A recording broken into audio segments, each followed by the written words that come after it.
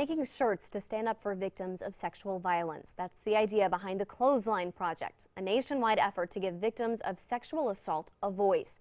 April is Sexual Assault Awareness Month, and this week, YSU students got involved in the project. 27 First News reporter Cameron O'Brien is live in the studio to tell us more about the shirts and the messages they send. 20 shirts. That's how many are hanging in Kilcawley Center right now. It's the last day these shirts are being displayed, but in their time up, they've made quite an impact. It's really just sort of like hanging out your dirty laundry. Holding shame, stigma, darkness up to the light. One clothespin and t-shirt at a time. That's how the Clothesline Project hopes to empower victims of sexual violence. But the impact goes way beyond the cotton.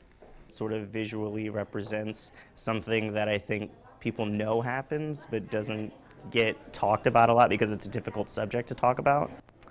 I think one of my favorite ones is the one down here that talks about teaching peace. Kate is in charge of residential life. She says it's her job to make sure students have the space and voice to express how they feel. Our students are oftentimes survivors of assault or violence themselves or have family members, and so it helps them be able to process that. Where this one was in Urdu, I had a student write in Arabic.